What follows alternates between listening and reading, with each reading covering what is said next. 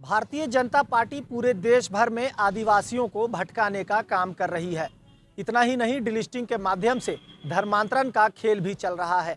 आज रांची में आयोजित एक प्रेस वार्ता में पूर्व शिक्षा मंत्री गीताश्री उरांव ने भाजपा पर आरएसएस के एजेंडों पर चलने का आरोप लगाया। इसके साथ ही गीताश्री उरांव ने कई गंभीर आरोप भी लगाए हैं। क्या कुछ कहा है, पहले इसे सुनते हैं। देखिए, डिलिस्टिंग की जो बात को सबसे सर्वप्रथम जो है जनजातीय सुरक्षा मंच, जो भाजपा प्रायोजित है, आरएसएस प्रायोजित है, इनके द्वारा जो उठाया गया कि जो मतलब वैसे आदिवासी जो ईसाई बन गए हैं, अगर वो घर वापसी हिंदू धर्म में नहीं करते हैं तो उनको डिलिस्ट कर दिया जाएगा। एक तरफ तो ये धर्मांतरित आदिवासियों की मतलब ईसाइयों की बात करते हैं, दूसरी तरफ ये खुद ही हिंदू धर्म की वकालत करते हैं, अपने मूल धर्म की वकालत नहीं करते हैं।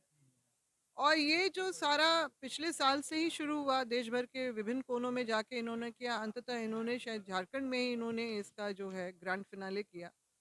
इसमें हम लोगों ने मुख्य रूप से इस बात को देखा और समझा है कि किस तरह से इन लोगों ने डिलिस्ट कर दिए हुए आदिवासी को इस बात से गुमराह किए रहने के लिए कि हम लोग जो है आप लोग जो आपका अधिकार छीन ले रहा है जो ईसाई, उसके खिलाफ हम लोग काम कर रहे हैं, आपके हक अधिकार की लड़ाई लड़ रहे हैं।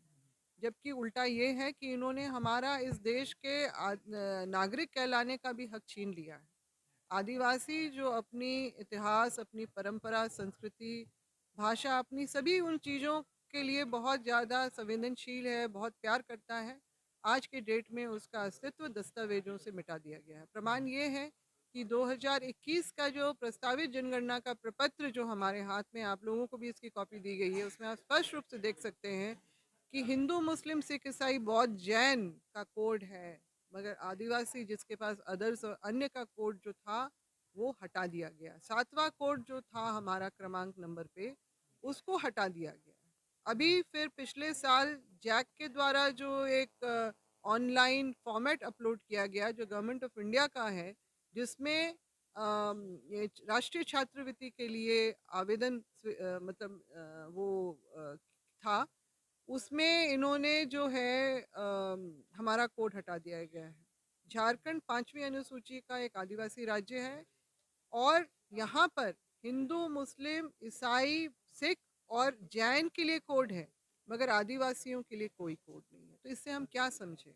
ये कंफर्म करता है इस बात को कि इन्होंने हमारा कॉलम कोड पूरी तरह से हटा दिया है और हमें जबरन हमारा धर्मांतरण हिंदू धर्म में करने का रास्ता खोल दिया है। तो इसके लिए हम लोग विरोध कर रहे हैं। जो बाबूलाल मरांडी जी ने 11 फरवरी को जो जनजातीय सम्मेलन की घोषणा की है और ये कि भाजपा आदिवासियों के लिए उनके हित में इन्होंने क्या-क्या काम किए हैं, ये सब झूठ है और इसका हम विरोध करते हैं, क्योंकि ये झूठ हम लोग को बिल्कुल बर्दाश्त नहीं है कि इन्होंने हमारा जो है जो पहचान मिटा दी है, हमारा अस्तित्व जो है कॉलम कोड को हटा के ख़त्म कर दिया है।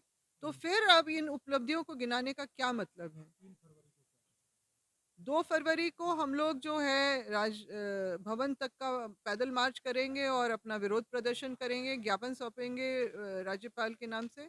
और जो 3 फरवरी को हम लोग जैक जो है के कार्यालय का भी घेराव इसलिए करेंगे क्योंकि जैक के द्वारा ही, क्योंकि मैंने जब बात की तो उन्होंने कहा कि गवर्नमेंट ऑफ इंडिया का ही ये फॉर्मेट है, हम लोग कुछ नहीं कर सकते हैं।